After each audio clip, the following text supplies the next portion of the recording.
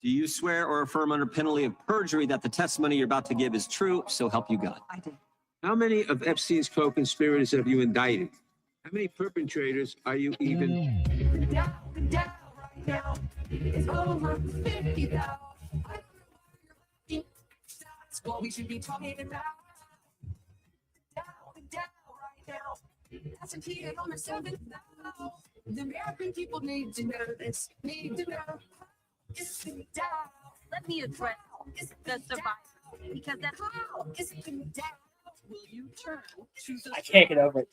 Welcome to the Uncomfortable Narrative, everybody. I'm Spencer Hart. Thank you so much for joining us here on this Taco Tuesday. It is Tuesday, November, Jesus Christ. Tuesday, May 12th, 2026. I am Spencer Hart, again joined by Angela J. and the cat. Oh, on the other side, there we go. We tried to get the cat to move for like 15, 20 minutes and just we couldn't get him to move. So we just started the show. But thank you so much for joining us here today on the agenda here today. The opening narrative, the opening bell, we're going to talk about the Virginia State Supreme Court overturning the vote of the people.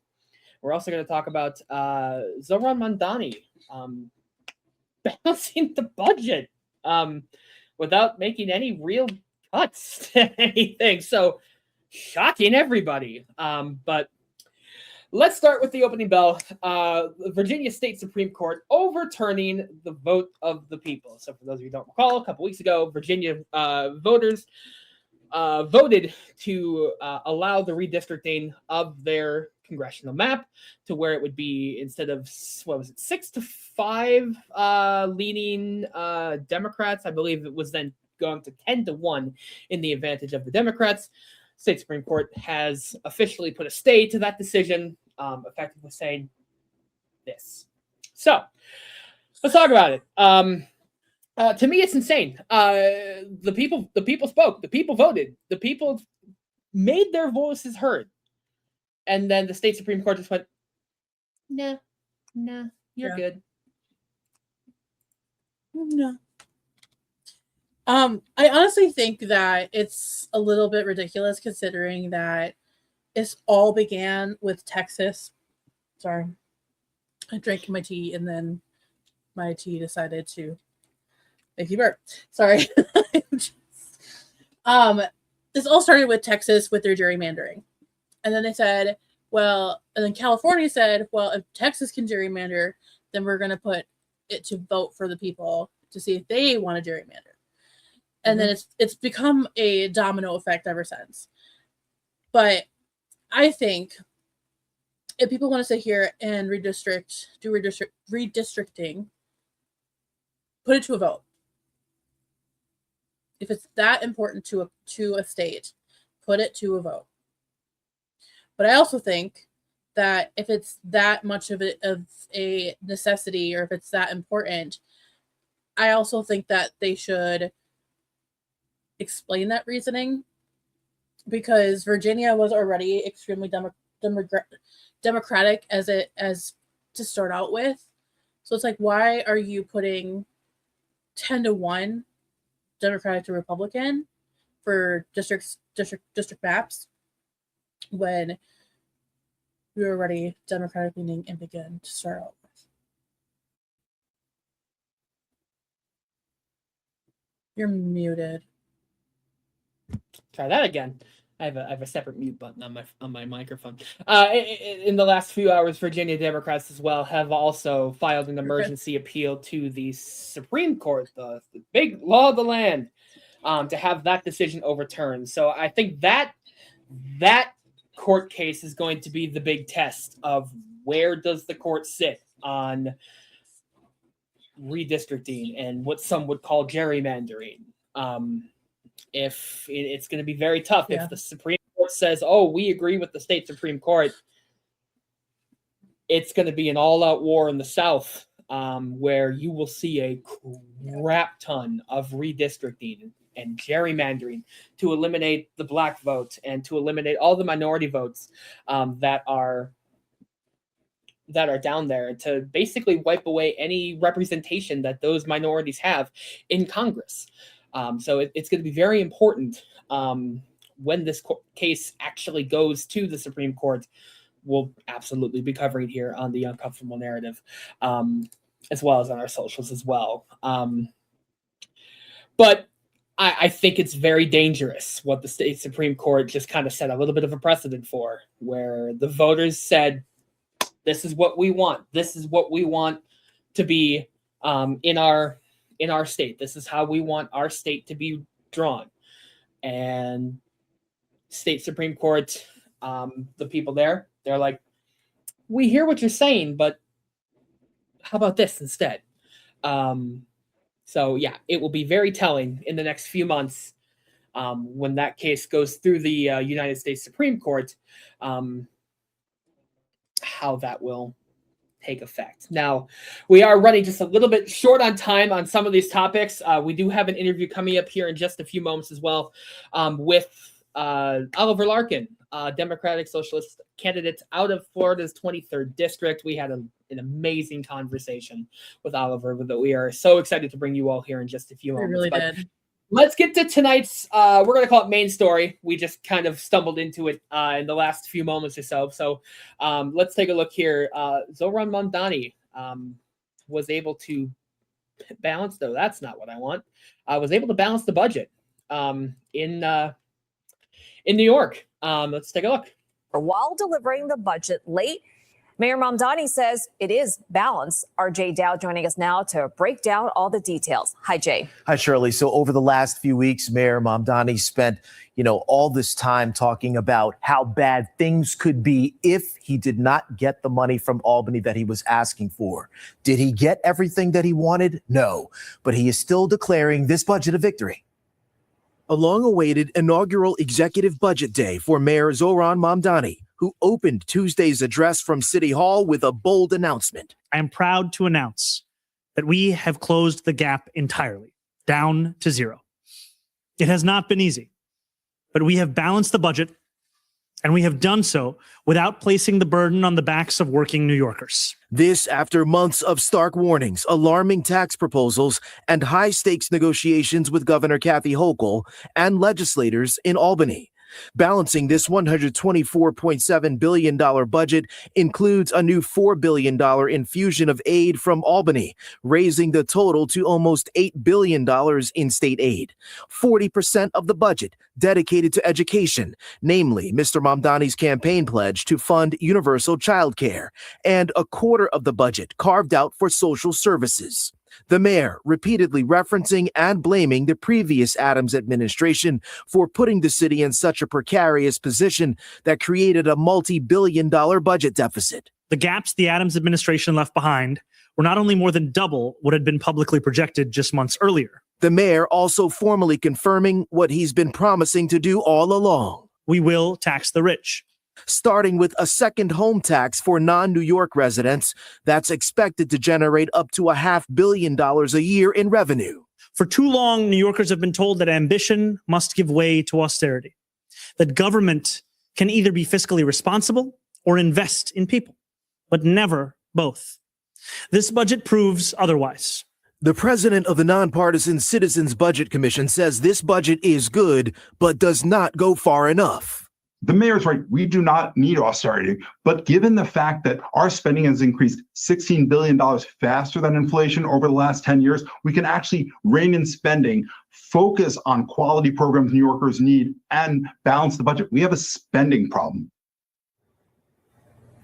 So, Shirley, this budget also includes a sizable investment in NYCHA, almost $500 million. And, on Community Close-Up, we recently just focused on all of these vacant apartments, the maintenance of these apartments. Mayor Mamdani says that there should be and there will be a huge commitment to New York City public housing. Yeah, there never seems to be enough money, but at least this is a start. Yeah, it is. Okay. We have got to the point where literally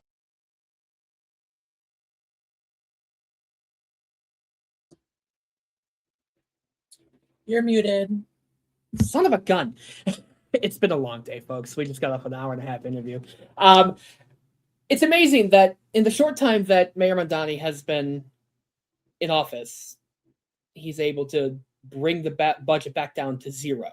He's also announced exactly what he said he would be doing and taxing the rich on their second homes. So basically how that's worked, for those of you who haven't seen his video, which I'll call it that. It's really a TikTok style video, but it's great. He basically says that any New York second house that is owned by somebody that doesn't full time live there will be subject to this tax, and if they, of course, make over a certain amount of money each year. So that, again, I don't know how people can argue that taxing the rich in this circumstance would be a bad thing. I really don't understand how people would be able to say that this is a bad thing for New York City. Honestly, the only people that would find it a bad thing is if they're the one being taxed.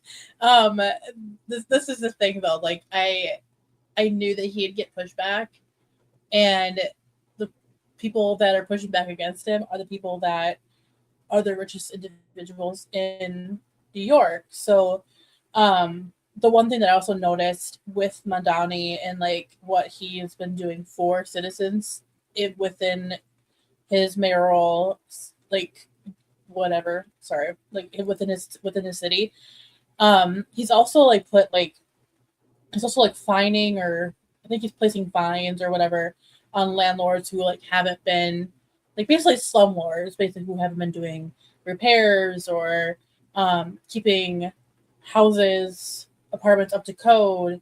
And he got like pushback and yelled at by tenants and being like, well, why can't we get money back or whatever from, or like assistance, not assistance, money from the city, because right. we've been struggling and we've put money into our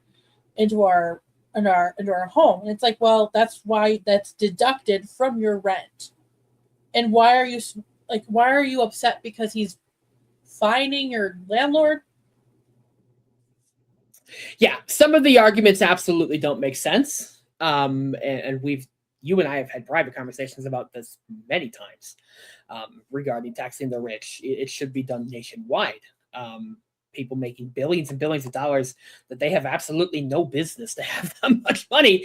And then for normal everyday Americans to be struggling with gas, groceries, healthcare, and the list could go on.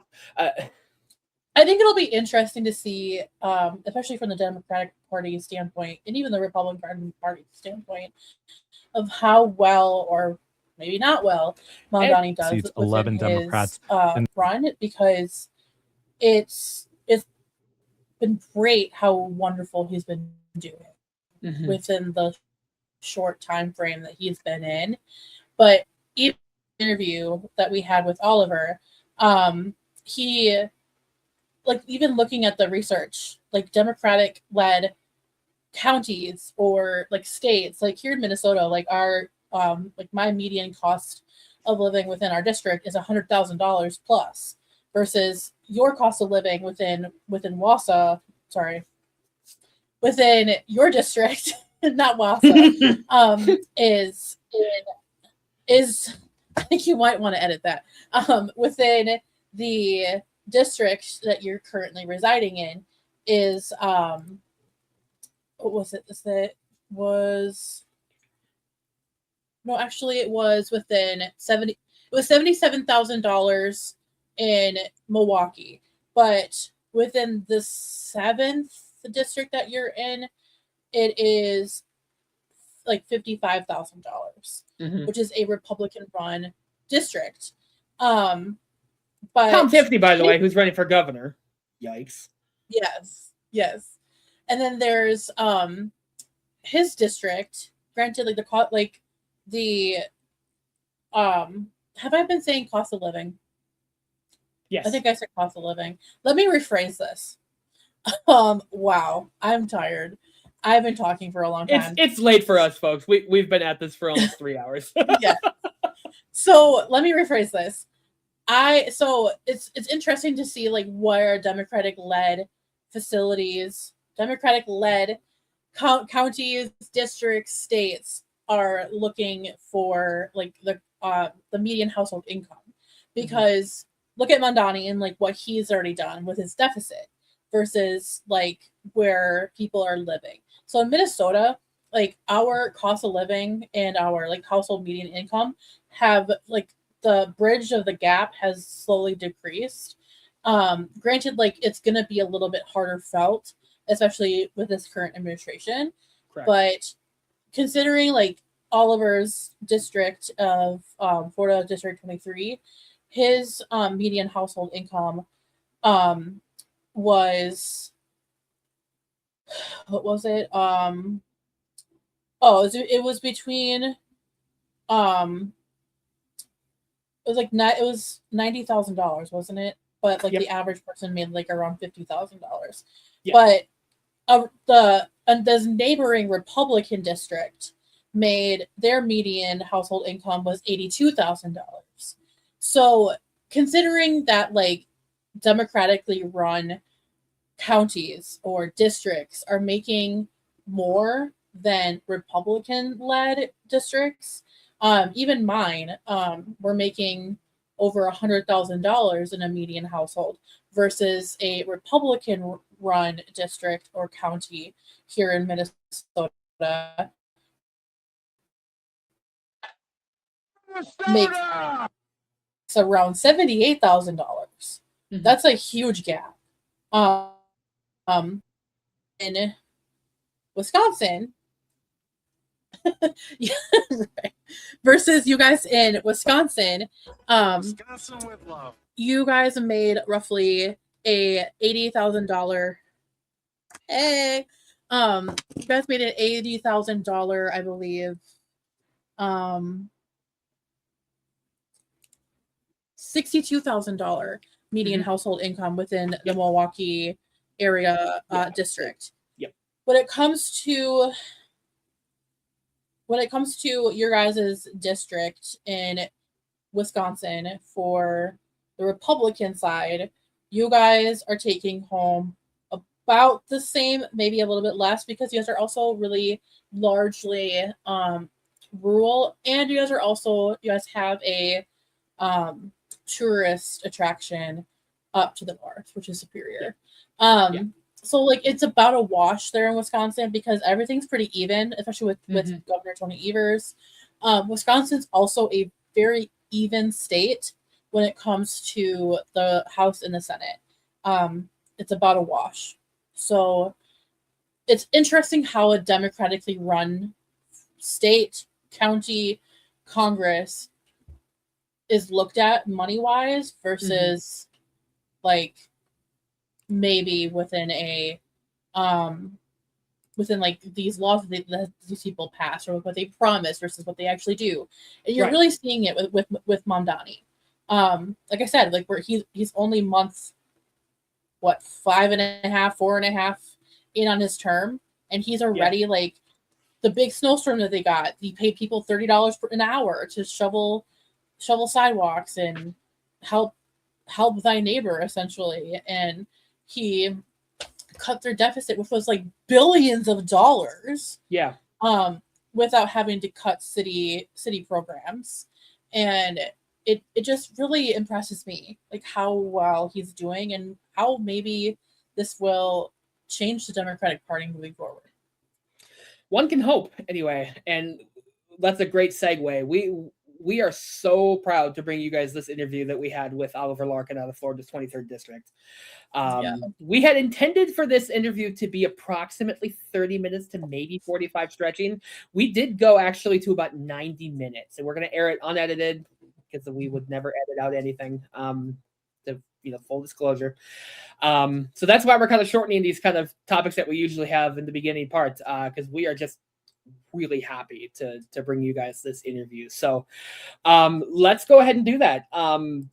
We sat down with Oliver Larkin here before the show today, and we were extremely happy with the result and how well spoken Oliver was, and you guys will definitely see that here. So you will not see us for the rest of the show today. We're going to take the night off. We're going to let this run. And we really hope you guys enjoy this interview with Oliver Larkin. So for Angela, I'm Spencer.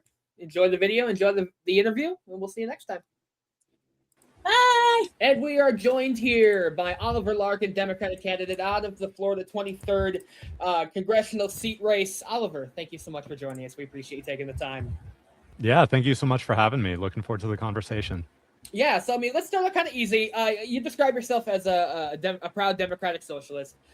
For voters in South Florida who hear that label and immediately think it's too far left, as the kids say these days, what does that mean in plain English? And how would it change their daily lives? Yeah, it's giving people the control not only over our political economy, but over our actual economy as well. Being a Democratic Socialist means that my chief concern is how people are affording to pay their rent, put gas in the tank, afford to go see a doctor when they're ill. And there's not the corrupting element of corporate PAC donations that has been such a tremendously negative influence over both political parties in this country. Being a Democratic Socialist means that I actually believe in the people controlling how our taxpayer dollars are spent, what they're allocated towards, and ensuring that on the core elements that we need to enjoy the American dream, housing, healthcare, education, that those are democratically decided. They're not decided by big corporations or big donors in smoke-filled back rooms. It's actually being brought forth before the people. And I think that is something that has been sorely missing in South Florida, as well as across the rest of the country. And I think that's why we're seeing candidates, including Bernie Sanders, Alexandria Ocasio-Cortez, Zohran Mamdani, enjoying some of the highest favorability ratings in the entire country as Democratic Socialists, because people see in this present moment where the cost of living crisis is so acute, who is on their side. And it is those of us in the DSA movement that are truly working for an affordable South Florida and an affordable America for all of us. Yeah, no, absolutely. Now, your campaign is built around affordability, especially housing and healthcare, like you said. If, we may be putting the cart before the horse here a little bit, but what would be the first 3 concrete actions you would push for in the Florida 2030? Yeah, so I think it has to start with lowering the cost of housing.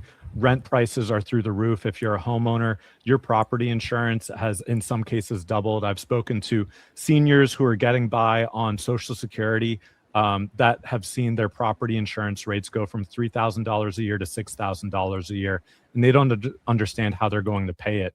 Florida Atlantic University, which is the largest public university in our district, did a poll last fall that found that over half of Floridians are considering leaving the state. And the number one driver of that is the unaffordable housing combined with the low wages that we have in Florida. So legislation like Ilhan Omar's Homes for All Act, repealing the Faircloth Amendment that was passed under the Bill Clinton administration, that caps the number of social housing units at the number that existed in 1999, when the United States population has grown so tremendously since then. It is lowering the cost of housing. It's also signing on to Medicare for All and forcefully advocating for that as someone who signed the Patients Over Profits pledge. That is a core element that I think is just so representative of whether you're willing to take on the villains in Congress. The number 1 and number 2 spenders in congressional lobbying are Big Pharma and the private health insurance industry. And number 3, it's ending this catastrophic illegal war with Iran and also making the United States follow international and U.S. law in not providing more military aid to Israel as they're committing genocide and expanding an apartheid regime. So those are my big 3. It's housing, it's healthcare, and it is ending these endless wars so that we can invest here in America and building an affordable future for all of us. That's a wonderful answer. Honestly, with the Big Pharma comment, you did wonderfully on that, because Big Pharma is something huge to combat here in America, because essentially, other than the government, Big Pharma is the best, next biggest thing that people need to tackle. So I think that's a wonderful thing to mention. Absolutely. When it comes to your district, obviously in Florida, redistricting has thrown South Florida politics into chaos. Not just Florida, Texas, Virginia, Louisiana, Tennessee, like we can go on. If the district lines shift underneath you, are you committed to this race, the community, or the specific district number, and how are you explaining that to your voters? Yeah, so we are one of the only campaigns in Florida that's actually done a redistricting town hall. I'm running in the primary against Jared Moskowitz, who has never had a public town hall while he's been in office. He was first elected to Congress in 2022 and had a 15-year career in public service before that. And constituent services, community engagement has not been a strong suit. So we took the onus upon ourselves to do a redistricting town hall last week. Our district, up until this point, has been the 23rd district. It has been split in 3. And Republicans have really taken with precision scalpel, excising Democratic-leaning parts of the old 23rd district to pack into the new 20th district, and having more Republican-leaning areas in the 25th district, the new 25th district, which constitutes the greater portion, more than 50% of the old 23rd. So I have, in contrast to our incumbent, Jared Moskowitz and Debbie Wasserman Schultz, who have seemed more inclined to call dibs on whichever districts they want to run in. I'm not validating this illegal Republican gerrymander, which violates Florida's Fair Districts Amendment, passed by the voters in 2010 with a 63% supermajority of voters, which by definition included Democrats, independents, and Republicans who do not want to see partisan gerrymandering. And this directly relates to the Louisiana v. Calais decision at the Supreme Court, which invalidated part of Section 2 of the Voting Rights Act, but still Florida has in our own constitution the Fair Districts Amendment that prohibits partisan gerrymandering, and that was explicitly referenced with partisan voting data by Ron DeSantis' map maker in the legislature. So there are a number of court cases that have been filed, civil lawsuits. There's a temporary injunction hearing this Friday morning at 10 o'clock a.m. So we know that given the extreme partisan tilt of the Florida Supreme Court, similar to Donald Trump packing the federal Supreme Court, Ron DeSantis has packed the Florida Supreme Court with his appointed justices. So we are going to be making a determination very soon, later this week, as to which district we're running in. And I maintain my core argument against Congressman Moskowitz. Many people have asked running in a district up until this point, the old 23rd, that has been targeted by the National Republican Congressional Committee, which had the closest margin in the 2024 elections. Why would I, as a Democratic Socialist, run to primary someone who is a Democrat who is already an incumbent and being challenged by Republicans? And it is precisely this argument that if we do not stand up to the milquetoast corporate Democrats in this party, including Jared Moskowitz, then we're going to just watch one domino fall after another. And I hate to be proven right, but we've gone from, in recent years before the 2022 redistricting, Florida had 16 Republican seats, 11 Democrats. In the 2022 round of redistricting, which Ron DeSantis' office drew, again, like he did just a few weeks ago, to obscure the partisan intent. Usually this is a process that goes through the legislature, but instead it has been drawn behind closed doors by the DeSantis administration. And we've gone from a 16-11 split to a 20-8 split after 2022 to now what they're intending is a 24-4 Republican to Democratic split, which would give Democrats about 14% of the congressional seats when 42 or 43% of Florida voters voted for Democrats in the House of Representatives in 2024. So we need to make a stand, and we need to make this stand against corporate Democrats. So that is why I maintain my core argument against Congressman Moskowitz, and I'm still holding out hope. I don't have high expectations for this DeSantis-stacked Supreme Court, but this is a clear violation of the letter of the law.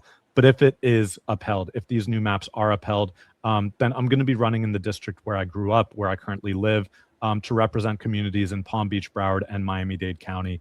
And I look forward to winning. I think that Republicans have really overextended themselves, and people, Donald Trump has never been less popular. The economy is really putting a squeeze on people, and we see it. We see the $5 gas when you drive down the street. This is not what people voted for. And so I believe this map, in the silver lining of a very nakedly partisan power grab, I think it actually opens a lot of opportunities for Democrats to make gains where a lot of people would not previously have suspected. Yeah, you bring up a lot of parts, but I started laughing when you said milquetoast Democrats. And that is, I've never heard that term before when describing Democrats. I'm gonna start doing that now. I thank you so much. Like, that's so funny. I really like how you are really just kind of putting really all Democrats to the fire at this point, because people kind of, especially like in my area, like I'm in Minnesota. It's very progressive. I live just west of the cities, but I'm in the suburban area of the cities, and it's very progressive. But people always considered Florida to be Republican, especially post Obama era. But you have to consider Obama won Florida. So you just have to consider that there are a ton of Democrats in Florida, and there's a ton of votes to be won there. And I think people have just not put the money where they need to and put their effort where they need to, especially in Florida. And I think that there is a lot of effort to be won there. And I think you're doing a great job, especially knowing where the problem areas are. So great job. Like that's a wonderful thing to know. And especially because you grew up around that area. So again, wonderful. I love that. I this is like a little bit what I call a micro segment. Because again, I love research, history, yalla. But I took the liberty of going to compare your district in Florida to the districts here in Wisconsin and in Minnesota. I have a reason. Just hear me out. Florida, District 23 in Florida has similarities to Wisconsin District 4 and Minnesota Congressional District 3. Our districts get a little bit complicated here. We're a big state. Your district and its current lines has a diverse demographic for many different reasons. Your median age is 45 versus the likeliness of Wisconsin District 4, which is like the Milwaukee area, of 34, and Minnesota's district of 40. So that would be my district. So west of the cities would be Maple Grove, Plymouth, Coon Rapids, Brooklyn Park, Brooklyn Center, huge immigrant area. And whereabouts where I live, like Dayton, right around that county mark where it starts turning a little bit more rural. And then speaking of the median age, a median household income for Florida is $90,649, though realistically, the average person makes around $50,000 a year. And as of 2024, your population was around 802,266 people. Wisconsin District 4 was 722,000, and their average wage was 62,000. Minnesota for here in District 3 is 710,658 people with a average median income of $106,557. Though your district is predominantly white, 22% of are Hispanic and 12% are African American.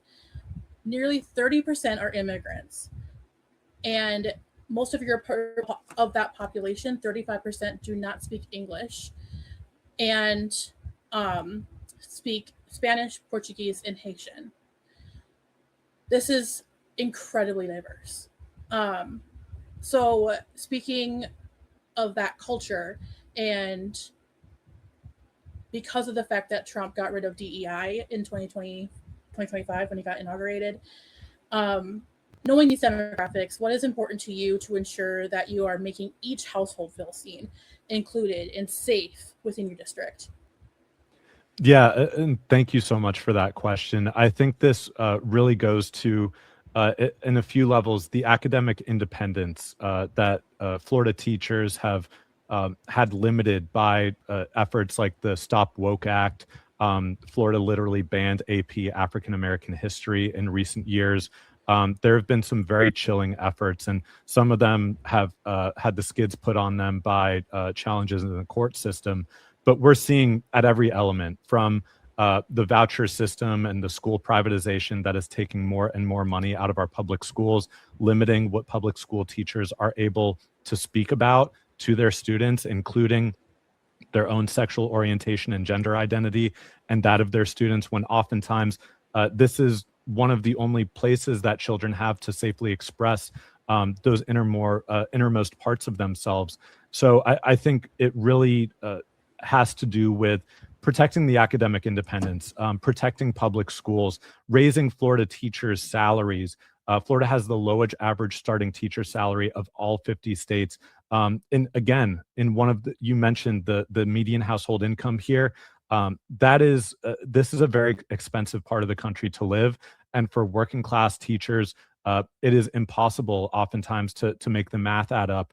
of how they're going to provide school supplies for their students and afford their housing and their rent and still be able to teach freely without the fear that is imposed by these very oppressive state laws that have been passed.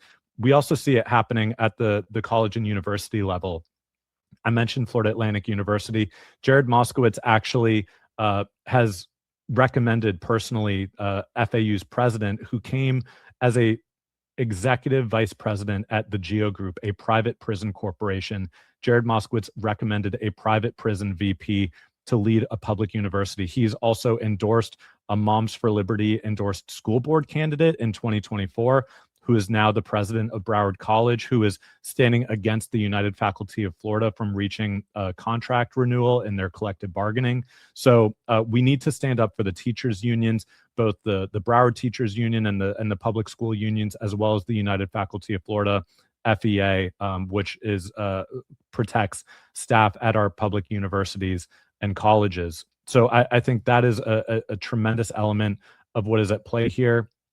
It's also looking at the diversity of our district. We've got the city of Wilton Manors up until this point has been included in the 23rd district. Again, these are parts of the districts that the state of Florida is attempting to crack up, that Republicans are trying to pack the Wilton Manors community into a Democratic vote sink and then again excise the more Republican-leaning areas in an effort to elect more Republican candidates. But Wilton Manors was the largest proportion of LGBTQ households per thousand in the 2020 census, 213 LGBTQ households per thousand, the largest among small-sized cities. In the city of Fort Lauderdale, which is, again, gerrymandered, split into multiple districts, but had the highest proportion of LGBTQ households among medium-sized cities in the country at 42 per thousand. To put it into context, San Francisco had the largest proportion among large cities, and that was 34 per thousand. So we have one of the most diverse communities in the country, from LGBTQ representation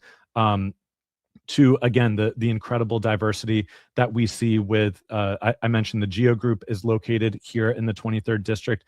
We also have GEO Group operated ICE detention centers in what until now has been the 23rd district, the Broward Transitional Center in Pompano Beach, where one of the people who died last year in the Trump administration under ICE custody, Marie-Ange Blaise, passed away at 44 years old due to neglect, medical neglect at the Broward Transitional Center, which again has been in the heart of the 23rd district. So when Jared Moskowitz is voting for the Laken Riley Act as the only Florida Democrat to do so, when he's signing the letter of gratitude to ICE, when he's in fact taking donations from manufacturers of police body cameras and tasers, and then is going on Fox News and saying ICE shouldn't be abolished, it should not have its funding cut, they just need more training and more police body cameras. It is a very cynical and honestly corrupt state of affairs, where Jared Moskowitz is taking donations from the entities, the very same entities that have a vested interest in keeping ICE going at this current level. So we have to stand up for the immigrant community here. We need to understand that the First Amendment, it's not just your right to free speech if it's English. The First Amendment protects your right to speak Creole, to speak Spanish, to speak Portuguese. This is the fundamental freedom that America has enshrined in our Constitution, but it's not currently being respected. And again, it's because not only Republicans, but far too many corporate Democrats are willing to throw our immigrant communities under the bus, the LGBTQ community under the bus, all of the different constituent elements of our district that make the 23rd district and make South Florida such an incredible cultural hub for not just the entire country, but the entire world. We've got people from across Latin America, Central and South America, the Caribbean, all over the world. They come here to South Florida and they make this their home, because we are, in many respects, the Ellis Island for the Western Hemisphere in this current iteration, where we see so much migration into the United States coming from Latin America and from the Caribbean. And these are communities that, and these are members of our community that contribute more than they're currently getting back from our government. And I think that's another thing that we need to dispel, the myth that immigrants are taking more than they give, when the opposite is in fact true. Immigrants pay payroll taxes, they pay into Social Security, they pay into Medicare, even if they themselves are not eligible for these same programs. Why not create a pathway to citizenship that brings people out of the shadows and able to participate fully in American life?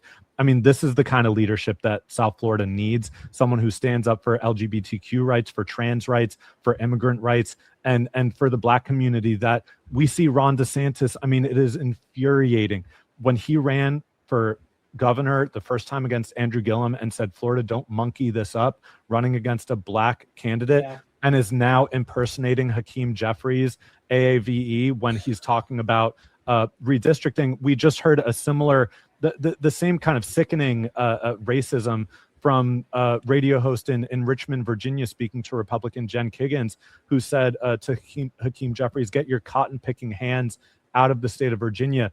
We're seeing, you could call it Jim Crow 2.0. There's a senator from Arkansas named Tom Cotton, whose name seems like a ideological cousin of Jim Crow, and that is how the Republican Party is governing in this 21st century, is trying to implement this new Jim Crow, this Tom Cotton element over our politics, and we need Democrats to stand up to it and not just do what Jared Moskowitz and others are doing, which is trying to cherry pick which seat they want to run for, and still behaving as if this Republican Party is some kind of equal ideological counterpart. I mean, we're done with the days of Nancy Pelosi saying this country needs a strong Republican Party to survive.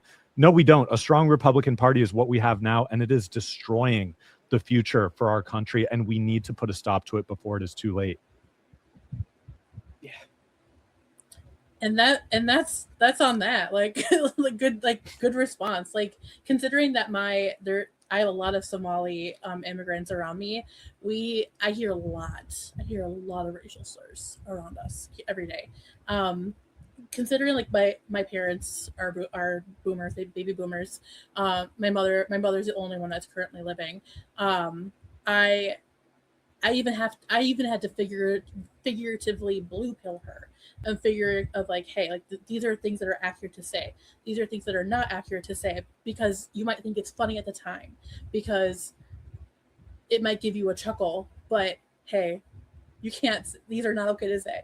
And considering that your community, is so incredibly diverse, you have this like basket of culture and diversity, and just like the sky's the limit when it comes to the amount of opportunity and creativity that you guys have there. And for a white man, no offense, a white man to sit here and say that you guys are not enough, you guys are less than, lower than, is not okay, considering that just because they're not born on American soil. And even if they are born on American soil, because they're not white, is disappointing to hear.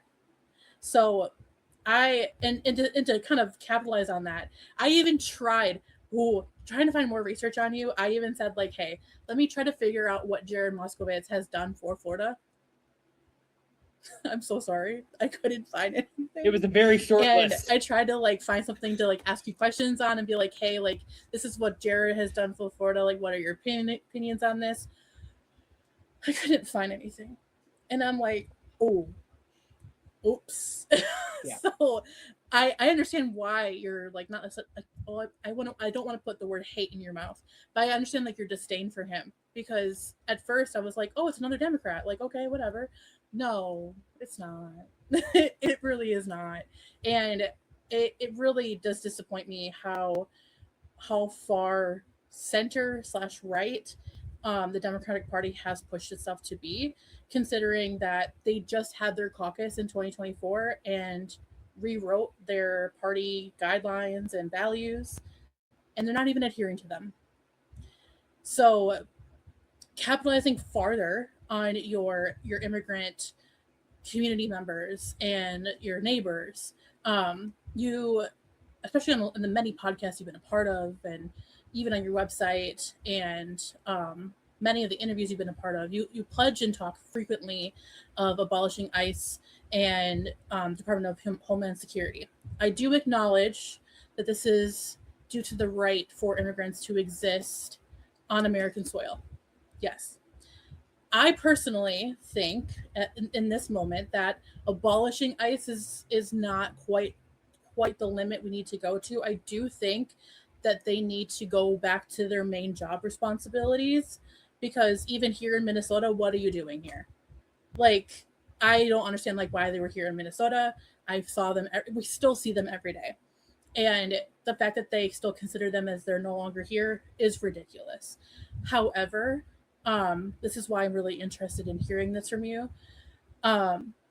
Why do you feel like this is the best way to alleviate the problem instead of placing ICE and DHS back within the border where they belong and resuming their traditional job responsibilities? If abolishing ICE is needed, what do you think is the first step of action?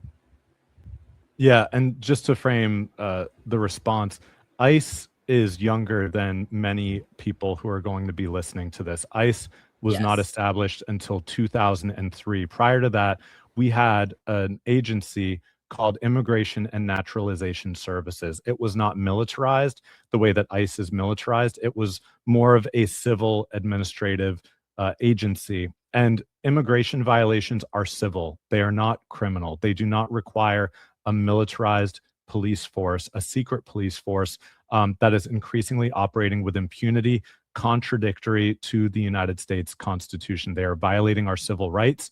They are violating our constitutional rights. And we need not only to abolish ICE, but we need to prosecute those at the highest levels of decision making, including Tom Homan, Greg Bovino, Kristi Noem, and many others, all the way up to and including Stephen Miller and Donald Trump, in my estimation. Because what ICE is doing right now is endangering not only the immigrant community, it is endangering all of us. Renee Good, Alex Preddy, these were American citizens standing up for their neighbors, executed in broad daylight with impunity by agents of the state. So, and the entire DHS system was instituted after 2001, after 9/11. And it increasingly has been used and manipulated in so many different ways. It is ICE, but it's also the expansion of the Patriot Act, FISA Section 702, which every single South Florida Democrat just voted to extend FISA authorization without requiring a warrant for the government, for Donald Trump's administration to surveil Americans with no warrant requirement whatsoever. So we've seen this tremendous metastasization and outgrowth from DHS and the Patriot Act to violate more and more of our civil and constitutional rights. And we're at a crisis point. This country was able to function long before DHS or ICE were established, and there must be accountability.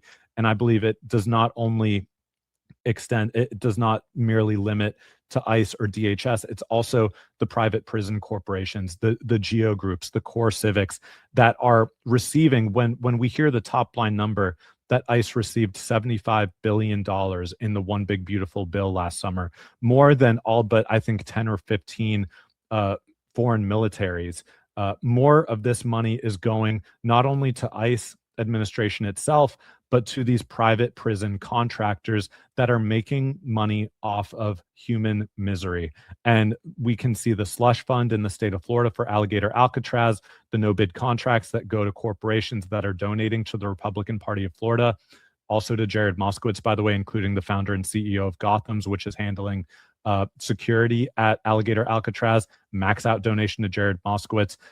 This is an incredibly corrupt nexus of disaster management, private prison industrial complex, and again, the formal structures of ICE and CBP, which looks very differently in Florida, in Minnesota, in Minneapolis, in Los Angeles, in Chicago. We see ICE agents descending on these communities. In a Republican state like Florida, it looks very different. It is Ron DeSantis dictating that municipal local law enforcement enter into 287G agreements to deputize them to carry out ICE's core functions. That is why when we had Jared Moskowitz recommend a private prison executive to lead Florida Atlantic University, FAU became one of the first universities in the country to voluntarily enter into a 287G agreement where campus police is actually doing ICE's duty for them. And so when we've marched through campus with banners demanding an end to the 287G agreement, we've seen FAU campus police with assault rifles, with snipers on the rooftops of buildings. It reminded me of marching in Washington, D.C. in the racial justice uprising in 2020 after the murders of George Floyd, Ahmaud Arbery, Breonna Taylor, and so many others. The level of militarization and intimidation against people for merely expressing our First Amendment rights of freedom of speech, freedom of assembly, freedom of protest.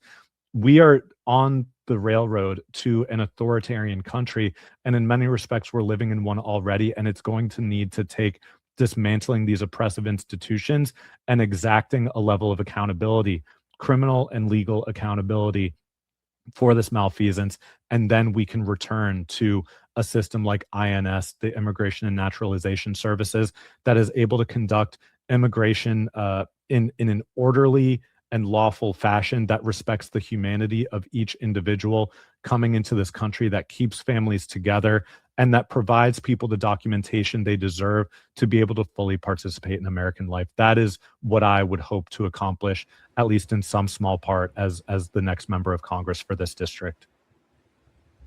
Yeah, I completely understand that. Considering, obviously I was in this area when Renega was murdered and Alex Preddy and many people were taken unlawfully. Considering I live in a rural area, having to follow an ICE agent on my way home from work, on my way home in my commute, was surprising. And seeing them in more rural areas, away from the Twin Cities, because they just wanted to get people and just rope them in and ship them out, was very jarring for me. And I started talking to my mother and told her to make sure she has 2 weeks extra of medication just in case if we had to escape somewhere. If she saw someone coming to our door, not to answer it if I wasn't home. Practicing safety, even though we are privileged because of the color of our skin, but we also had to know our rights when they were violating everyone else's. Thankfully, I had the privilege of having a larger vehicle, and I packed a first aid kit bag that is like a gym bag. I still keep it in my vehicle now. And I went between the Whipple building and HCMC because ICE agents were dropping people between those two locations because they didn't want to transport them. And they wanted to purposely disorient them who had injuries, mainly had injuries, and took away their coats and weather appropriate clothing, especially in sub-zero temperatures. And it really just disappointed me, considering there was Kristi Noem on press conferences all the time and frequented our area, I think 4 times in the span of February to the end of March, I think 4 different times. And it just boiled my blood, considering they don't know Minnesota. We are Minnesota nice. I always say Minnesota nice, except when you're on the road, because our road rage is insane. And it's a free for all, but we knew how to organize. We knew how to protect each other. But when there's lives taken, we take that incredibly seriously. Flashback to George Floyd. We took that extremely seriously.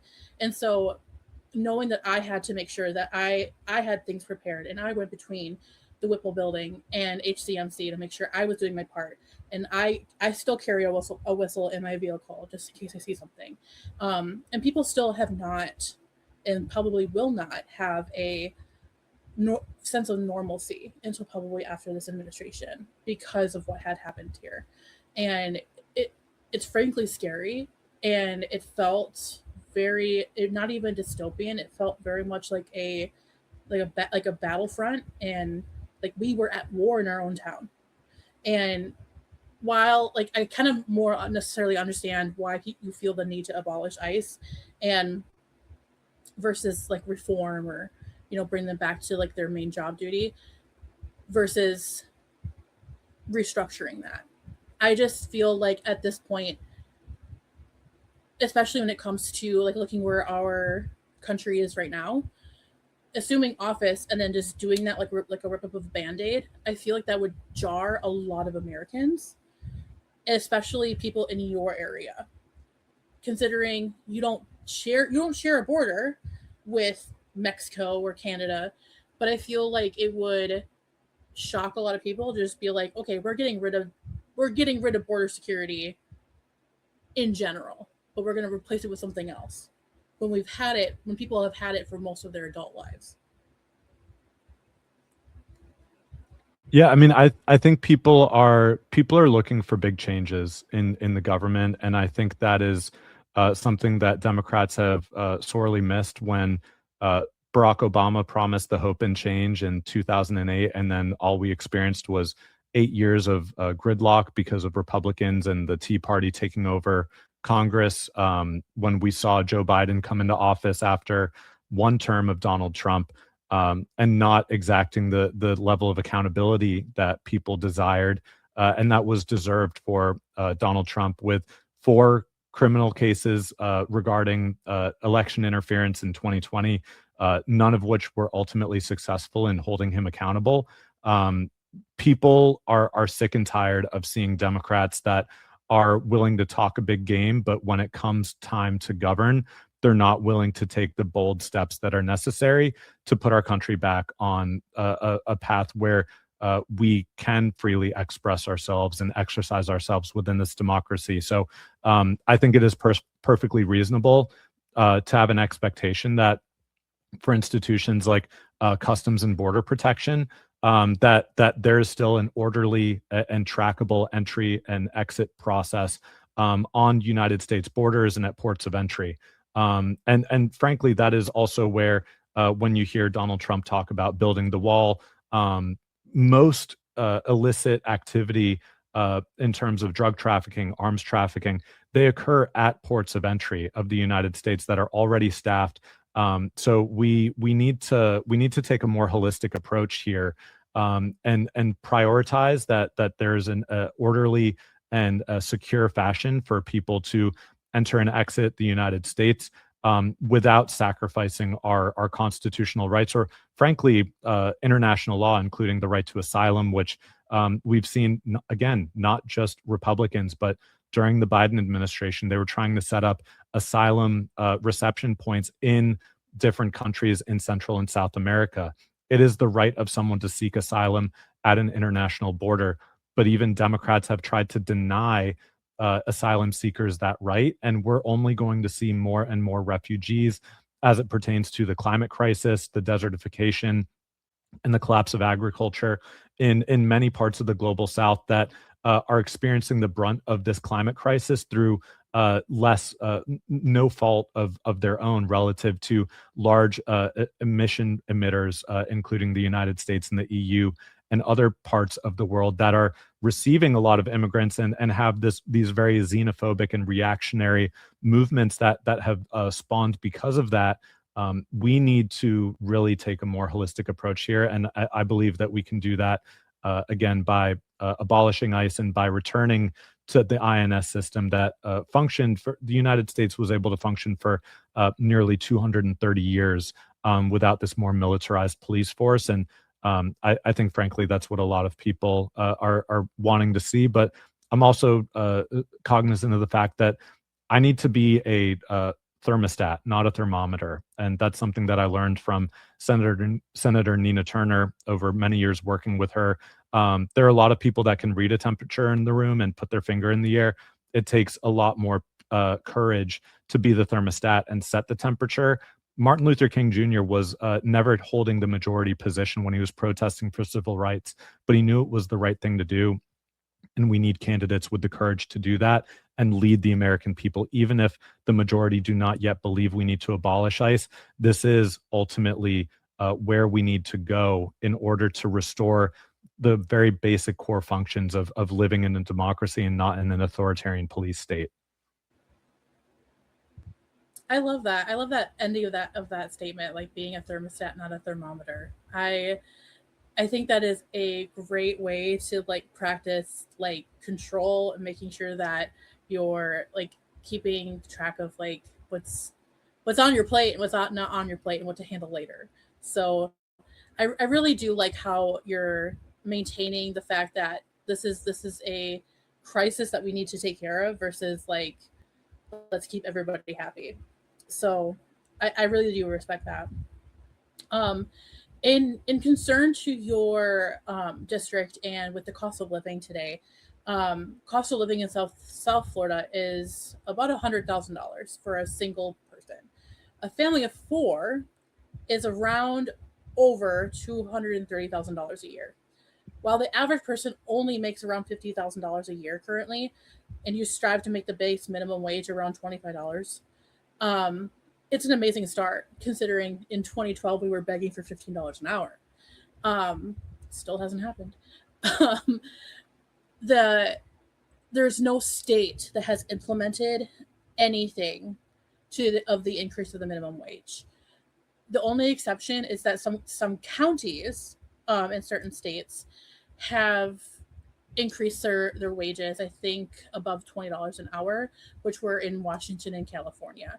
Even at $25 an hour, though, that is around $48,000 a year before taxes. So with that being said, I don't want to say this is a negative thing because it's not. It's an amazing thing to consider $20 to be your minimum wage. But how do you plan on bridging that gap between the cost of living or help bridge that gap between the cost of living and that minimum wage expectation?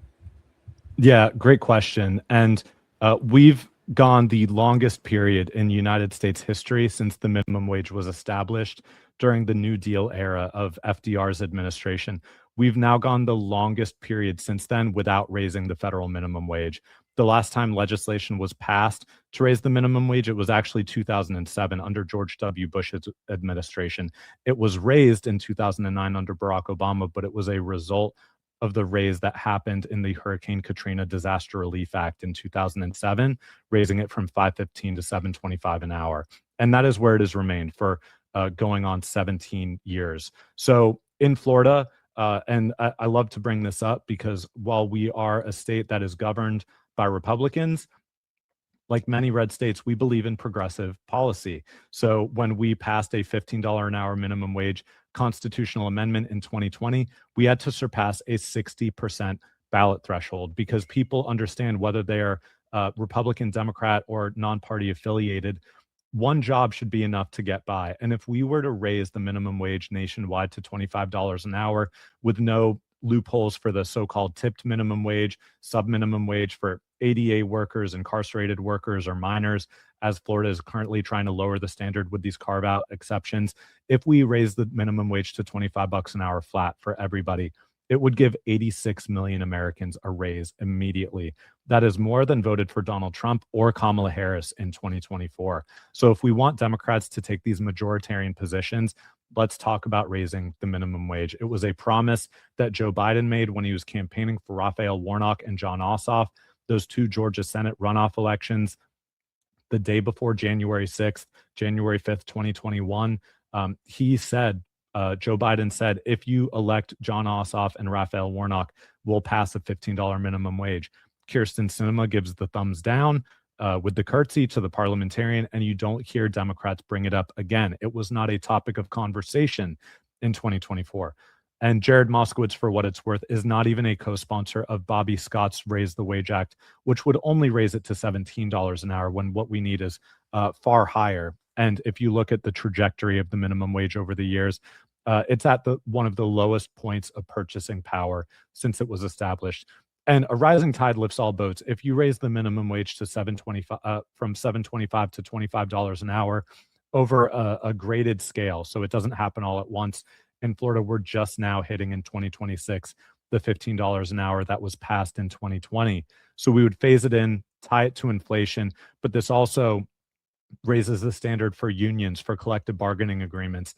If you're a union struggling to win a $2 or $3 an hour minimum wage increase or wage increase for your workers, that comes at the expense of other concessions that you need to make. So if you raise wages, then unions can bargain more aggressively for other basic benefits and wages within their contracts. We'll also see people spending with the purchasing power increase for people to spend more money and support small businesses in the economy. When we saw the decline in spending at the very start of the COVID-19 pandemic, where people did not have the capacity to spend as much, that helped tank the economy. And that's something that where people are really having to pinch pennies right now. They cannot go out. They cannot afford to go out and eat. They cannot afford to go on family vacations. They cannot afford to do many things that stimulate our economy. And we're acutely aware of this in Florida. We are the tourism hub for the entire country, and the sales tax revenue that comes in from people traveling all across the country, all across the world, in fact, to South Florida, that is being hammered right now by this cost of living increase that people are suffering. We just saw Spirit Airlines go completely out of business. That cut thousands of jobs in South Florida. And we're only going to continue to see this. And it ultimately benefits when wages are low, when businesses are running out of money and going out of business. It benefits an increasingly small number of billionaires and corporations at the very top that can further consolidate their power. So this is just one element. We also need to pass universal childcare, paid family and medical leave. As I mentioned before, Medicare for all. There's a lot that we can do to raise the standard of living and lower the cost of living for Americans all across the country. And I really believe that raising the minimum wage is a core part of this, to just give people the ability to get by, not have to work 2 or 3 or 4 jobs, trying to pinch pennies and scrape an income together just to be able to keep a roof over their heads. America should be more than that. I agree. Like, considering that our cost of living everywhere is atrociously high.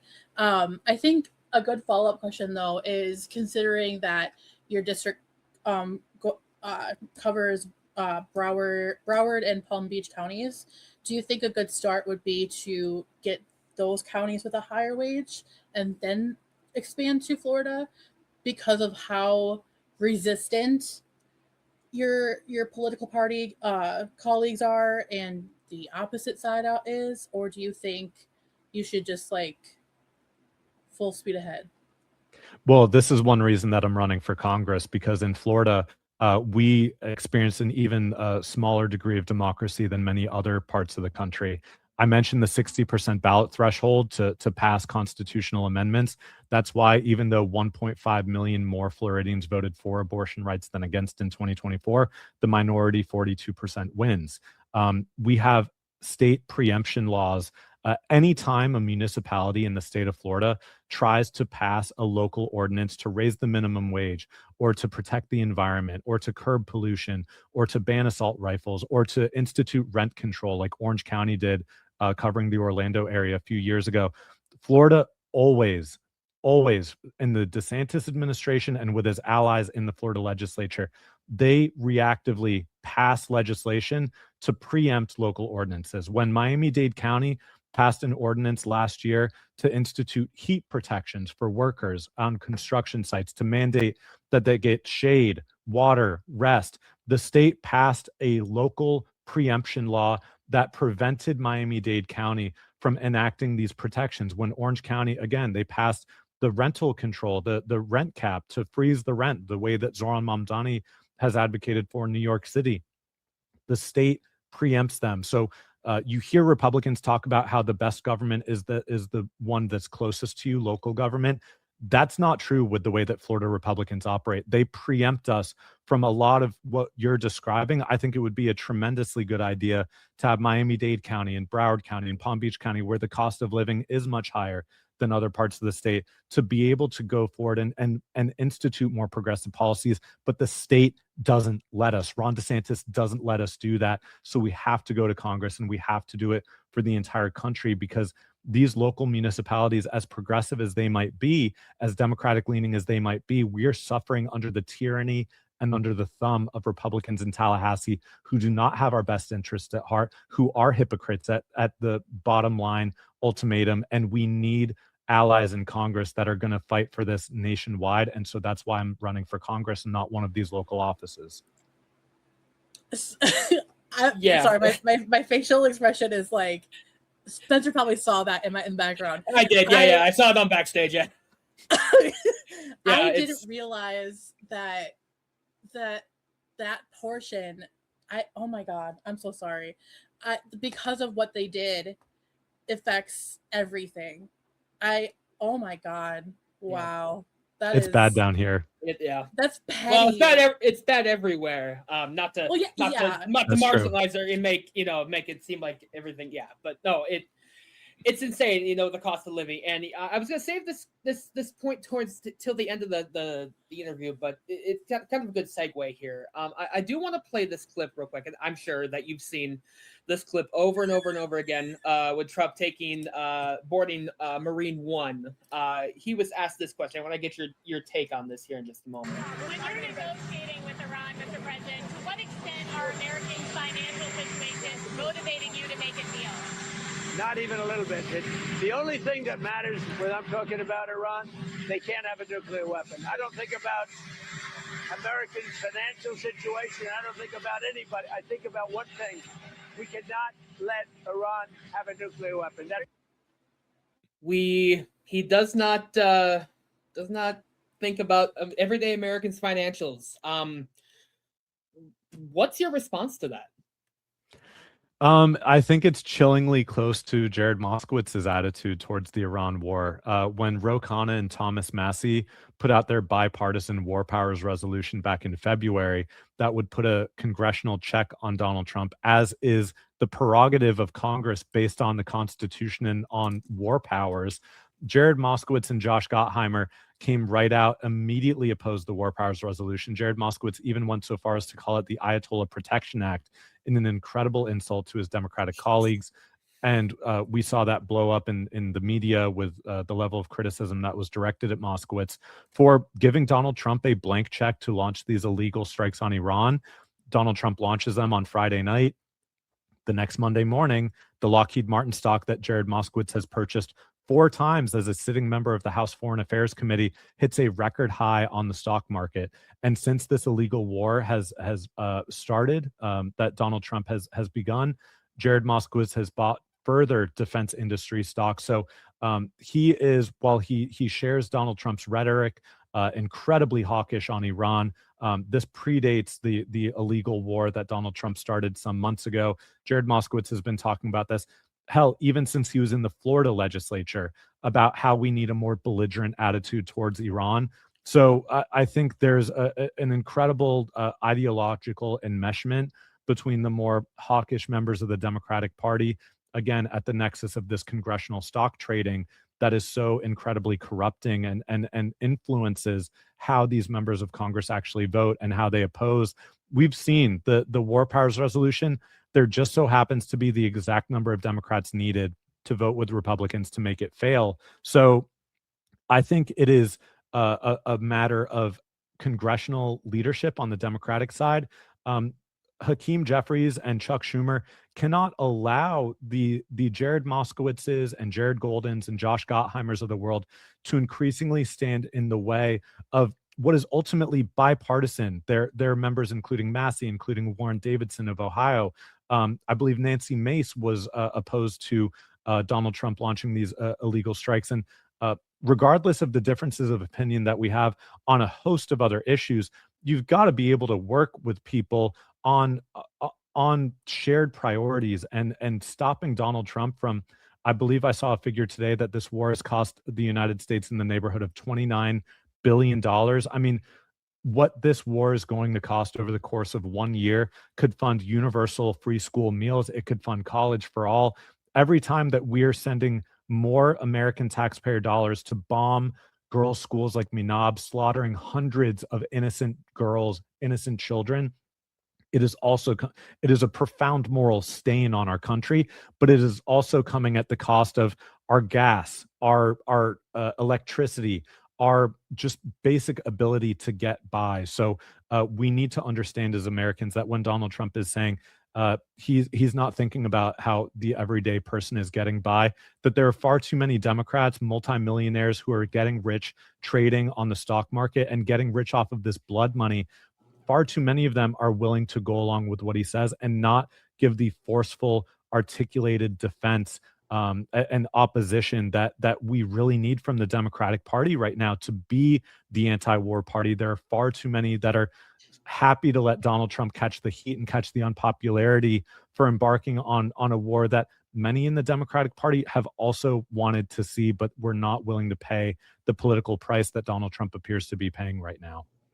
Yeah, and unfortunately, a lot of Democrats currently in the Congress, I think, are more afraid of losing their seat than they are of kind of standing up for what's right and for standing up against this illegal war and speaking out against it, because they may be primaried out. And that's unfortunate, because when you are elected to Congress, you're standing for your constituents, you're standing for your people. So it's a very tough line. It's sad to see a lot of these corporate Democrats kind of sell out to a lot of these corporations, like you said. Now, your campaign has support from Democratic Socialist aligned and progressive groups, but winning in South Florida would require persuading people outside the activist left. What would be your plan to win over those older Democrats, Jewish voters, independents, and working class voters who may not already agree with you, who may not currently agree with you? Yeah, I think we agree on the issues, regardless of how we label ourselves ideologically. Most people agree that Medicare for all should be the universal healthcare system that we enjoy in this country, with no premiums, deductibles, copays, or out-of-pocket costs. We want corporate PAC money out of our elections. We want Citizens United overturned. And there is a high degree of confidence and trust that people have when we're campaigning without the corrupting influence of corporate PACs. People trust the character, the integrity, the honesty of just saying what we honestly believe. There's no varnishing or dressing it up to appease our corporate donors or special interests, because we have none. We're advocating for the American people, for South Florida. And that is something that we see regardless of people's own partisan self-identification. They see what Zohran Mamdani is doing in New York City. They wonder why we cannot have similar progressive policy here in South Florida. And I think standing up to the corporate establishment within the Democratic Party is also a big selling point, because as unpopular as Donald Trump is, the Democratic Party has never been less popular, even amongst our own voters. And it's because we've seen this party be bought and sold by the corporations, by the billionaire elite, and we want to see something different. So when we talk about South Florida, we're talking about a community that incredibly is feeling the pressure of the cost of living crisis. We want a way forward where people can actually see the American dream. We're not seeing any longer the kind of COVID population boom that we're experiencing. There's actually out-migration now, because the bubble has burst, and we're seeing South Florida get more and more unaffordable, especially for young working class people. When we talk about the genocide in Gaza and the apartheid, we've seen time and time again, people, regardless of their own religious identity or background, we do not want to see children be slaughtered by U.S. taxpayer dollars. We want to follow international law. And there's nothing that prevents us from also standing up to protect the Jewish community in Florida and to stand up against the very disgusting anti-Semitism that we've seen, while also saying clearly that we do not support violating international law. We are going to follow the Leahy laws, and we are not going to provide military aid to countries accused of gross human rights violations, as the Israeli Defense Forces have been accused. And Jared Moskowitz, for his part, someone who has co-sponsored legislation to bar the State Department from citing data from the Gaza Health Ministry, who has been one of 22 Democrats who voted to censure Rashida Tlaib for speaking out against the genocide. These are the extreme positions. The AIPAC position is the extreme position. It is not representative of people of all faiths, of all backgrounds across South Florida and across the country, who want Palestinians and Israelis to live in safety, who do not want to see innocent civilian loss of life, who do not want to see American citizens, children, Florida residents like Mohammed Ibrahim, at 15 years old, kidnapped by the IDF and held in Israeli detention under military law in this two-tiered system of justice in the West Bank, where Israeli settlers are subject to Israeli civil law and the Palestinians are subject to Israeli military law, with a sky-high near 100% conviction rate. Mohammed lost about a third of his body weight, contracted scabies, and it was only by the concerted efforts and advocacy of his family, of groups like CARE, which is also under the scrutiny and attack of the DeSantis administration, simply for standing up for civil and human rights. People, not AIPAC, not the special interest, not the billionaire class, people share these priorities, and we want to see candidates that challenge the failed two-party duopoly. And so I think that's where we're driving most of our support. And people just want to see candidates stand up for working class issues. Most Americans are working class, regardless of your partisan identity. Most of us have to answer to a boss and punch a clock or earn a wage or earn a salary that we're not ultimately the deciders on. It is our bosses that we need to ask for these things, and that's why also as a union organizer, I believe so strongly in a strong trade union movement, so that we can unite the rank and file, the working class, and we can collectively bargain for our rights. And unions built the middle class. They were strongest when America was building the middle class in the post World War II baby boomer era, and we need a strong trade union movement that is going to center all of these fights against the corporations, against the corrupting influence of big money, and that is going to truly stand up to rebuild the American dream that we still believe in. Yeah, no, absolutely. Just poetically said, it's really important that everyday Americans kind of understand what their own representatives actually stand for, instead of just what they say. They can take money, they can do the insider trading, like you've said before as well. They can do the stock trading as well, and do one thing, influence another, and make just a butt ton of money. So yeah, no, absolutely. I am going to take one of Angela's questions. She's having a little bit of technical difficulties here. So you've raised quite a bit of money within your campaign, over $327,000 since you've launched back in 2025. What is your message to people who refuse to take corporate and PAC money, but are also struggling to fundraise? What do you say to them? Just speak authentically and try to get on many shows like this as possible. I think the way that digital fundraising has evolved and the way that campaign fundraising has evolved. Look, I get the spam emails and texts too, and I think being able to speak to people directly, that's where we've seen some of our greatest success. Going on Twitch streams, going on YouTube, speaking to large audiences, and just having these kind of unvarnished conversations like we are. I think people are so rightfully mistrustful of the corruption in the campaign finance industry that there's a desire, especially I think also post-COVID, for just a level of human interaction, to actually see the person you're supporting and believe in their message, and know that if we're asking for your support, then we're willing to come to you and speak to you directly and hear your questions. So that's been one of the most exciting elements of this campaign, is actually being able to go on these platforms and seeing the fundraising that comes out of it, because I did not come into this campaign with any ability to kind of write my own personal loan to the campaign. It has been through the gritty work of just reaching out to people, asking for money on social media, going in these interviews, and this is, I think, the future of how campaigns are going to be run, at least until when we get into Congress, we can institute public funding of elections. I think one thing that made Zohran's campaign so popular is that he reached the publicly matching funds limit, and he couldn't ask for money anymore. And I think campaigns are a lot more engaging when they can ask you to phone bank or canvas or show up to a meeting, and not just have this transactional relationship where you're reliant on money. But that is the standard that we have post Citizens United today, where these congressional campaigns, these federal campaigns, we do rely on the small dollar support. Those of us that are rejecting corporate money and the corporate PAC money and are not trying to get AIPAC support, which I reject. So this is really where it's at. And if you look in Wired magazine, for instance, after we went on Hassan Piker's stream, we are changing the game in how digital fundraising is done, how campaign fundraising is done.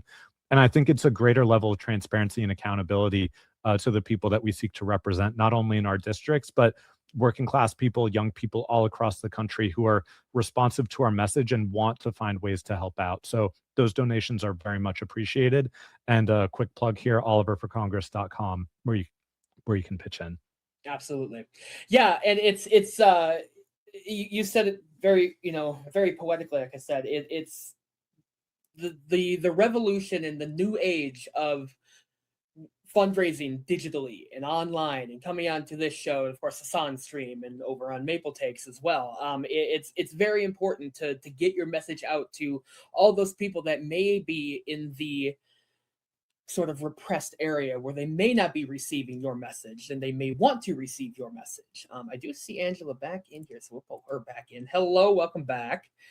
So it's very important, like I said, to reach out as much as possible, to use the Twitter, Facebook, Instagram, TikTok, however you may want to do that. And kind of looking back here, and Angela, I'm going to steal one of your questions. I apologize. Democrats have learned with the government shutdown back in November of 2025 that their political seat is maybe on the line due to how quickly they folded at the end of the shutdown, especially because of the reason they gave into what the Republicans were asking for, what the Republicans were wanting. You strive to stand up to the power within your own party, but also reach across the aisle and still keep your values and foundation of your seat. How do you intend on doing that? Yeah, I think so often when we talk about Republicans and Democrats, it's this left-right economic axis that we're describing. There's another axis that exists, the authoritarian to more libertarian and freedom supporting elements within our government. And that's something that exists in both the Democratic and Republican parties. When I was speaking a few moments ago about FISA, Section 702, the warrantless surveillance that is able to be conducted on Americans due to the consent of our members of Congress. When the last FISA reauthorization came up for a vote, not this most recent one, but back during the Biden administration, we actually saw similar numbers of Democrats and Republicans on either side of that issue.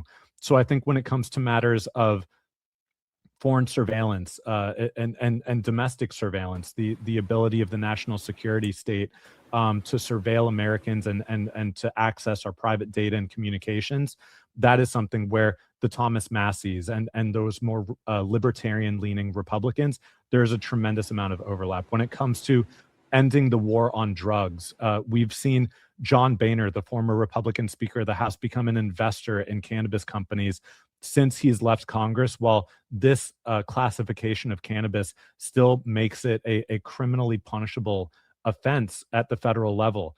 So when it comes to ending the war on drugs, to surveillance, to being against war, I mentioned again a few moments ago the Ro Khanna Thomas Massie War Powers Resolution. There are libertarian-minded Republicans who believe truly in not having wasteful government spending. So I would very much like to see an audit of the Pentagon, of the Defense Department, to clear out the waste, fraud, and abuse that is taking up such a tremendous share of the federal budget. We can work with Republicans on those issues.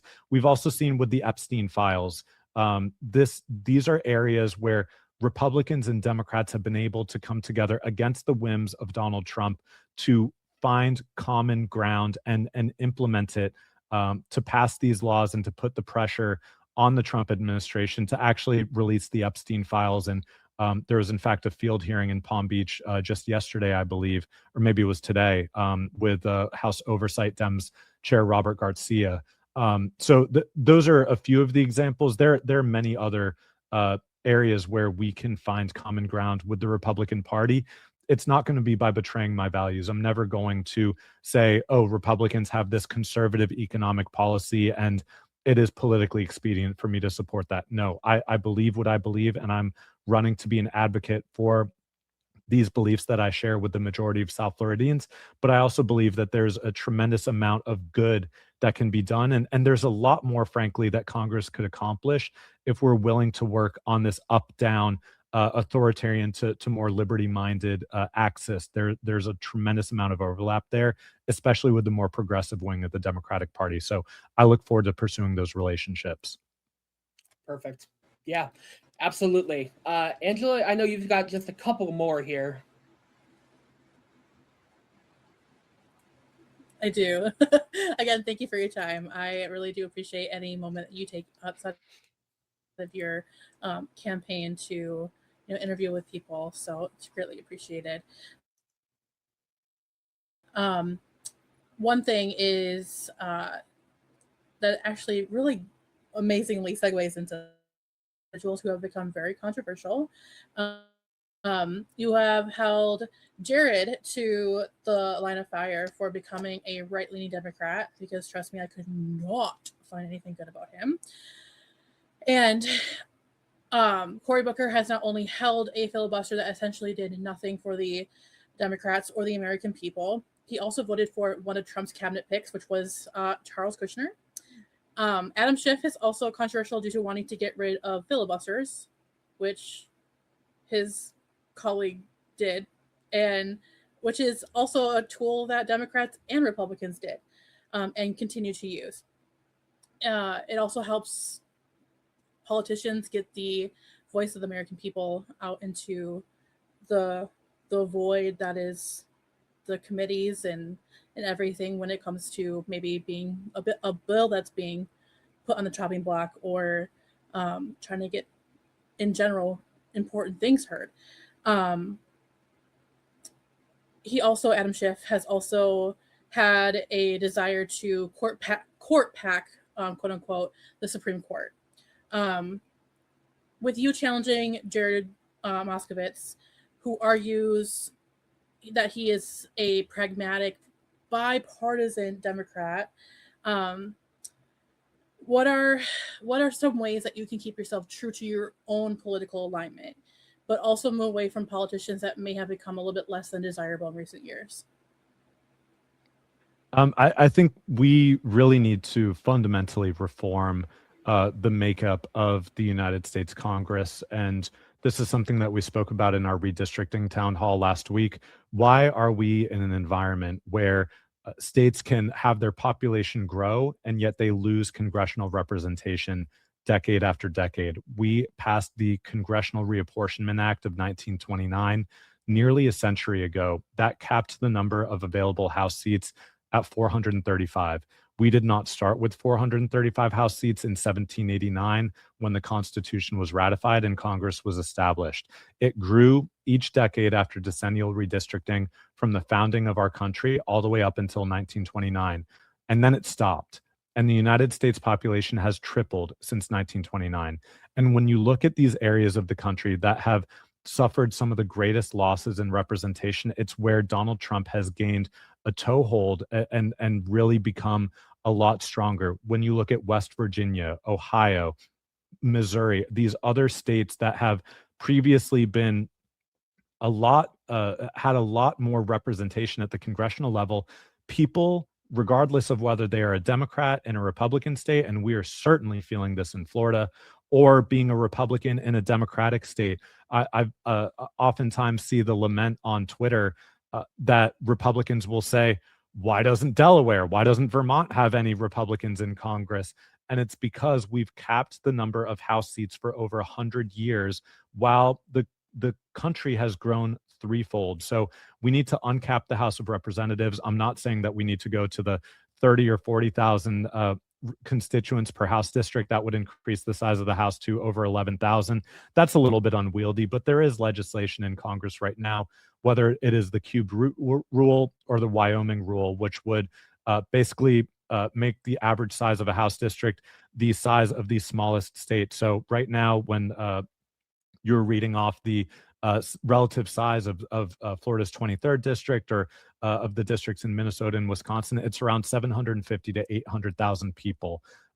If the population of Wyoming is about 580,000, we could add another 100 or 200 seats to the United States House of Representatives to make this a more representative body and continue to expand proportionate to the United States population so that we are not seeing states lose representation and have people feeling less and less empowered, and have Congress, frankly, stretched further and further. Modern communication alleviates some of these concerns with larger House districts, but you cannot reasonably accommodate 800,000 residents as one member of Congress and do the job well. There's just a level of inaccessibility that people rightfully perceive from the members of Congress. We need to close that gap.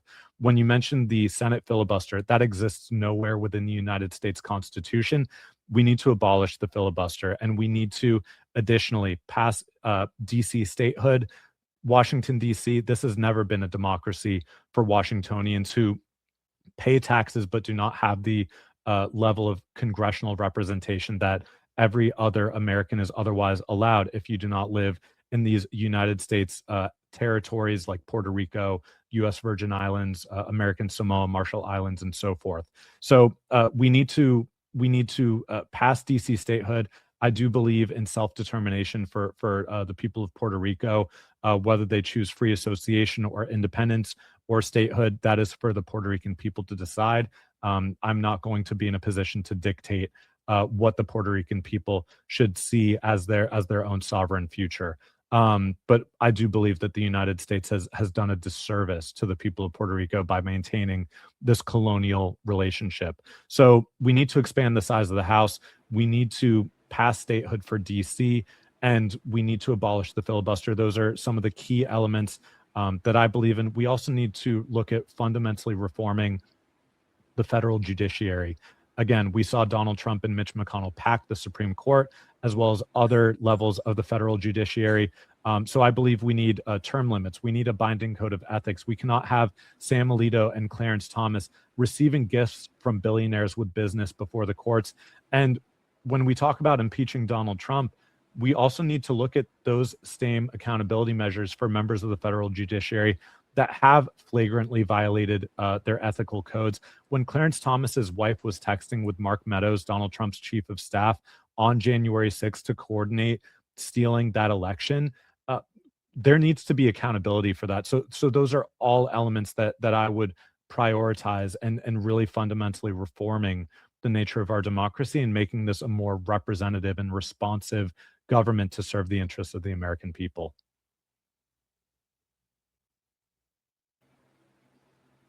Wow. Sorry. I think that's an enlightening response. I think a lot of it, I'm not saying that I disagree with you. I do believe that term limits, age limits should exist. I just saw a TikTok video of is it Virginian woman that's a Republican that's in office, like scolding a 10-year-old boy because he wrote a persuasive essay because his teacher assigned the class an assignment of a persuasive essay to write to their politicians about something, and he wrote it about electric cars, and she wrote back and just like tore him to filth. And oh god, that poor kid. Yeah, basically ridiculed him for falling into propaganda, and it was kind of disgusting that it was done to a 10-year-old. Yeah, I do believe that term limits should exist. I do believe that age limits should exist, especially when people are in their 80s still in office. I do believe that it's a little bit insane about the filibuster, but you know what? Agreeing to disagree, I guess, is okay on that standpoint, because wow, like that I've never heard. Oh man, I could debate for a while, but this is why like political advocacy and like having intelligent individuals together in a room is really important, because like knowing what that means and like knowing why it's important is truly, or not important, is truly enlightening, especially when you have another educated individual in front of you instead of just somebody that brain rots or couch rots all day in front of you. I'm sitting right here. I really do right? appreciate your response. Just because you didn't go to college, yeah. it doesn't mean anything. You were very smart in high school, my brother. So again, I'm not holding you to the fire on this at all. So I really do appreciate your response, and I really do appreciate how well spoken you are, and like how you are standing to your values and to your foundation, even though people are like respectfully disagreeing with you or being very, I don't know, calling me pushy. I'm calling myself pushy with your values, but still, like, I want to test you. I want to test you and make sure that you're a genuine candidate, because we're not seeing that. This is why we want to make sure that you are doing what you're needing to do for your people. So I appreciate that. My final question for you, and this is something that I'm truly, truly, truly passionate for, is what are your views on AI? How confident are you in detecting what or isn't AI? And are you conscious about how detrimental AI is to our fragile climate state? And if you aren't comfortable or whatever, I mean, feel free to be candid, because I'm very passionate about this and I love educating, but AI is very, very important. So what is your stance on AI? Yeah, I'm terribly concerned with the I believe economic bubble that is being created speculatively around the AI industry. I think there is a tremendous amount of risk in putting the level of influence over AI that we've seen. Palantir, which recently moved its corporate headquarters into the new 25th district in Aventura in Miami-Dade County.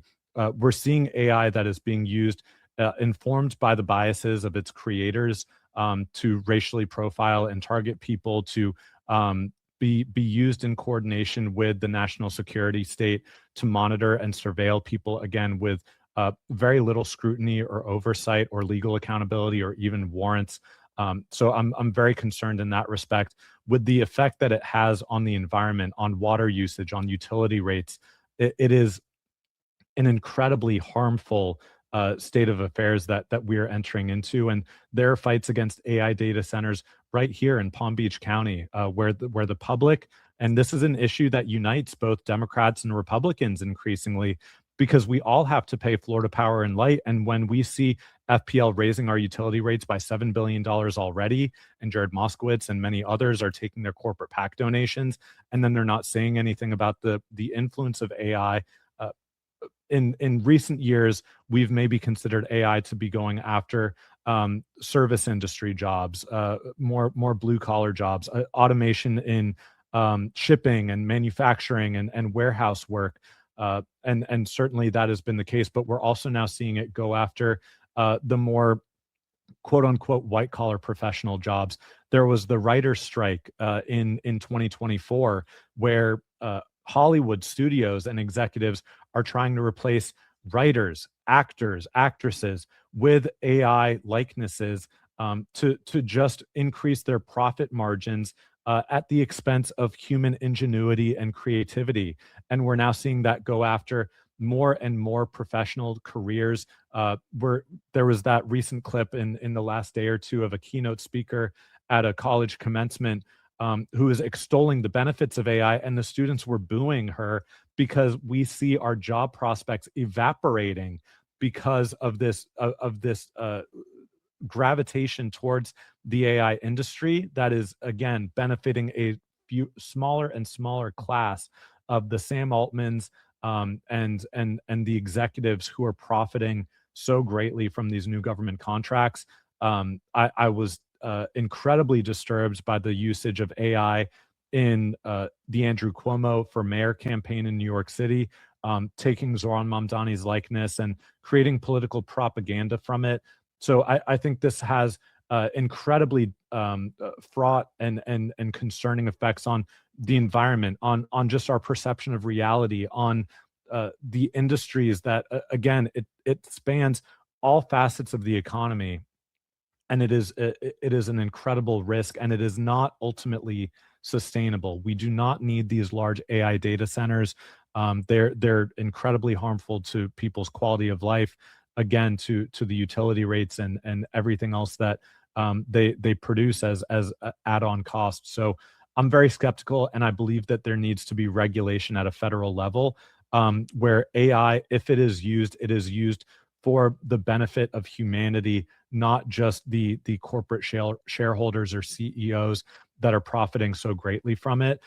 So I think we need to be incredibly selective about when it is used and to put strict limitations on its usage. And I think that goes for just big tech in general. When we see Mark Zuckerberg and Elon Musk and Jeff Bezos on a trajectory to become trillionaires within this decade, a level of wealth that is previously incomprehensible, is still incomprehensible. We need to put checks on this new technology and ensure that the profits of new technological development are democratically shared, and that is not to the detriment of the American people at large, to benefit, again, a few people at the top. Yeah, no, absolutely. And I'll be the first to admit it. Jamie knows this. I, for the longest time, was an AI user, and then once I was educated as to the danger and the risk that it poses to the environment and to jobs and to the entire market itself, it's not nearly as much of a part of my life as it was about a year ago. So, yeah, and that's very important as well. Oliver Larkin, thank you so much for your time. I know this interview was a little bit longer, but we just wanted to keep picking your brain over and over again. We'll give you the final word. Anything you'd like to say? We do know your primary election is scheduled for August 18th, 2026, down there in Florida, 23rd. So, yeah, absolutely, the floor is yours. Yeah, thank you so much, Spencer and Angela, for having me on. And if folks want to support the campaign, you can go to www.oliverforcongress.com, where you can contribute. You can also find links to all of our social media, and you can find volunteer opportunities. If you're in Florida, we would love to have you come out for a canvas and join us going door to door. But if you're anywhere across the country, or just want to volunteer from the comfort of your home, we also have phone banking opportunities that are remote. So whatever manner you're able to get involved, we need you, because I'm not taking any money from corporate PACs or APAC or any other special interest. I'm here working for the American people, for South Florida, and we need your support. So again, Spencer and Angela, thank you so much for having me on, and folks can go to oliverforcongress.com for more information. Absolutely. Well, thank you so much again for joining us. It's been a real pleasure. Yeah, again, August 18th, 2026, down there in Florida, 23rd. Absolutely cast your vote for Oliver Larkin. So that'll do it for this episode of The Uncomfortable Narrative. Thank you so much for watching. For everybody here, and Angela and Oliver, I am Spencer Hart. We will see you next time. Bye-bye.